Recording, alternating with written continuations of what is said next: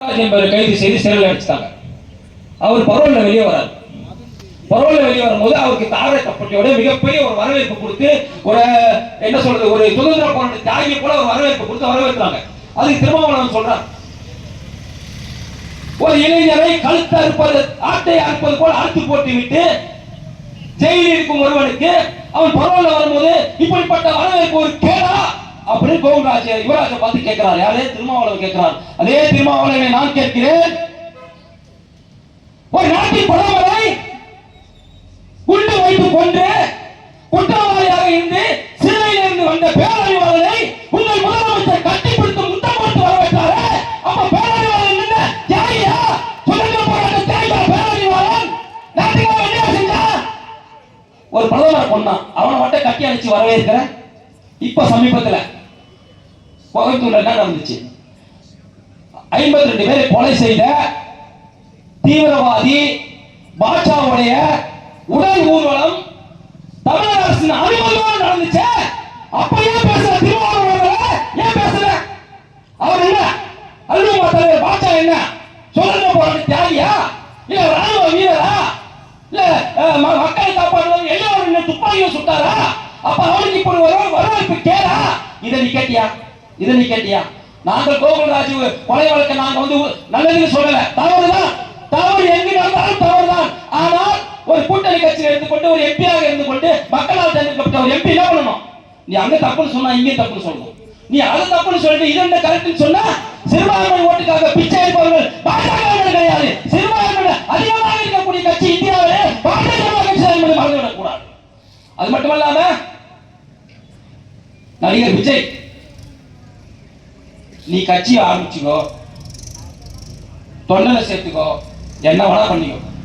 நீ பிஜேபியை தொட்டனா, திரும்ப சொல்ற கேட்டுங்க, பிஜேபி நீ 50 வருடமாக நடித்து 40 வருடமாக நடித்து மக்கள் உண்மையான அன்பு வச்சு நீ தலைவனானவன்.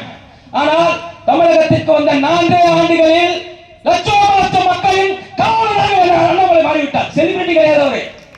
அதாவது உன்ன மாதிரி ஒரு நாள் படம் நடிக்கல, அவர் சூப்பர் ஸ்டார் கிடையாது. எந்த நடிகைகளும் ட்வீட் பண்ணல, வீரவசனம் பேசல.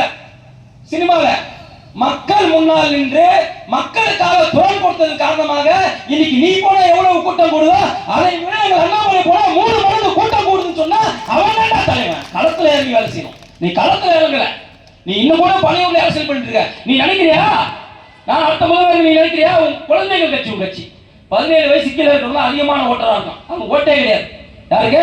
விஜயோட கட்சி 17 வயசு கீழே வந்து அதிகமா இருக்கிறான். 18 வயசு மேல இருக்கிற இளைஞர்கள் பாஜக பின்னாடி இருக்கிற அறிவு கட்ட கூமுட்டையே பாஜக பின்னாடி இருக்கிறான். முதல்ல தெரிஞ்சுக்க. நிர்மலா சீதாராமனை பார்த்து நீ கேள்வி கேட்கிற. தமிழகத்துல 8 முறை கிட்ட தமிழகத்துல இருந்து 8 முறை நிதி அமைச்சராக 8 முறை நமக்கு பட்ஜெட்டை கொடுத்த நிர்மலா சீதாராமனை பார்த்து நீங்க கேட்கறீங்க, பட்ஜெட்ல ஜிஎஸ்டி பத்தி எதுவுமே இல்லையா? தற்குறி முட்டாளே, தற்குறி முட்டாளே. ஜிஎஸ்டி என்பது வேறு, பட்ஜெட் என்பது வேறு. இது கூட தெரியாத ஒரு காமன் சென்ஸ் இல்லாத நீ எல்லாம் ஒரு கட்சியின் தலைவனாகி நாட்டை கையில கொடுத்தா என்னடா நடக்கும்? பட்ஜெட் வேறு, ஜிஎஸ்டி வேறு. இது கூட உங்களுக்கு தெரியல. இந்த பொது அறிவு கூட இந்த விஜய்க்கு இல்லை. கொஞ்ச நாளைக்கு முன்னாடி ஒரு காரை இறக்குமதி பண்றாரு விஜய். நீ யோகியன் தானே, மக்கள் நல்லது செய்ய தானே வர. அப்போ நீ முன்னாடி யோகியன் தான் வந்திருப்ப. ஒரு காரை, ஒரு ஃபாரின்ல இருந்து நம்ம ஒரு காரை இறக்குமதி பண்றோம்னா 100% வரி கட்டணும். 10 கோடி ரூபாய் காருனாக்கா 10 கோடி வரி கட்டணும். இதான் ரூல்ஸ். நீ சொகுசு காரை இறக்குமதி பண்ணல.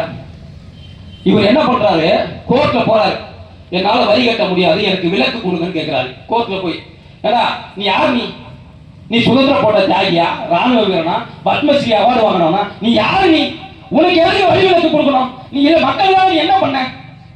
ஏதாவது உண்ணாவிரதம் இருந்தியா? என்ன பண்ண நீ உனக்கு வரி விலக்கு கேட்கிற? அதான் கோர்ட்டு சொல்லிச்சு. கோர்ட் என்ன தெரியுமா சொல்லிச்சு? 15 நாள் டைம், அதுக்குள்ள 41 லட்சம் நீ வரி கட்டினா ஜெயில பண்ணிச்சு. பயங்கரமா வரியை கட்டிட்டு உலகம் வந்து கொண்டு கூட விஜய் எங்கள் அண்ணாமலையை பார்த்து பேசுவதும், நிர்மலா சீதாராமன் அவர்களை பார்த்து பேசுவதும், மோடியை பார்த்து பேசுவதும் எச்சரிக்கிறோம். உன்னை விஜய் அவர்களே உங்களை எச்சரிக்கிறோம். நீ திமுக கிட்ட சண்டை போறியா போட்டுக்க. திமுக கும்பலிய போட்டியை தாண்டா திமுக கிடையாது. ஆனால் பாஜக என்பது அப்படி கிடையாது. உலகின் மிகப்பெரிய ஒரு சக்தி வாய்ந்த 13 கோடி தொண்டர்கள் கட்சி. பார்த்து எங்கேயுமே போக முடியாது. இந்தியாவில் எங்கேயுமே, உலக நாடுகள் எங்கேயுமே போக முடியாது. உலக நாடு கூட பாஜக இருக்கிறான். பார்த்து பேசணும். நீ இப்ப ஜனநாயகம் படம் நடிக்கிறியா? நீ தமிழ் பேசுறியா? ஜனநாயகம் வார்த்தை என்ன வார்த்தை?